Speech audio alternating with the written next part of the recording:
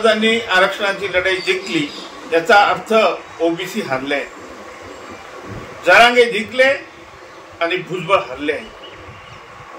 हा जो निर्णय झालेला आहे अत्यंत चुकीचा झालेला आहे। सरकारने गुगली टाकली, सरकारने एक तर जरांगेला फसवलाय किंवा ओबीसीला फसवलंय, दोन पैकी एक होऊ शकते।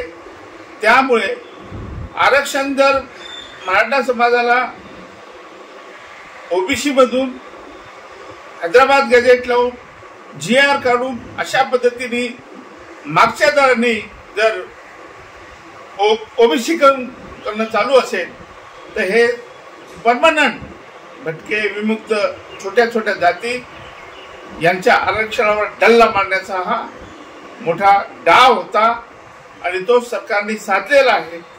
याच्यामुळे ही लढाई परत ओबीसी आणि मराठा, ओबीसी वर्सेस सरकार चालूच राहील। फार मोठा अन्याय ओबीसीवर झालेला आहे, न भरून निघणारं नुकसान आहे। मागच्याही वेळेस जरांगे पाटलांना असंच या लोकांनी शेंडी लावली म्हटलं तरी चालेल, मूर्ख बनवलं म्हटलं तरी चालेल। याही वेळेस तेच केलंय सरकारने। एक तर ते झालं असेल किंवा ओबीसीवर अन्याय झाला, ओबीसीला धक्का लागू देणार नाही म्हणणारं सरकार, जे ओबीसी आपला DNA आहे म्हणणारं सरकार ओबीसीला प्रचंड भूकंपाचा धक्का दिलेला आहे आणि हे कधी ओबीसीचं न भरून निघणारं नुकसान आहे, राजकीय नुकसान होणार आहे।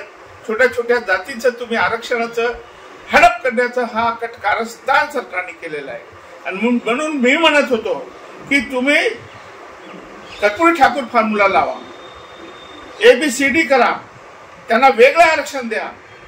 माझं कोणी लक्षात घेतलं नाही। आता ओबीसीने समजून घ्यावं की हा मोठा अन्याय एक प्रकारचा सरकारने डाका टाकलेला आहे ओबीसीच्या आरक्षणावर आणि तसंही हे टिकणार नाही। त्यामुळे परंतु सरकार त्यांच्या पूर्णपणे पाठीशी आहे। ऐन प्रकारे मराठा समाजाला ओबीसीकरण करणं हेच सरकारची इच्छाशक्ती होती, त्यांनी ती पूर्ण केली। मागासवर्गाच्या बाजूने हे सरकार उभं नाहीये, मागासवर्गाच्या विरोधात हे सरकार आहे आणि त्यामुळे या निर्णयाचा आम्ही निषेध करतो। ABP माझा, उघडा डोळे बघा नीट।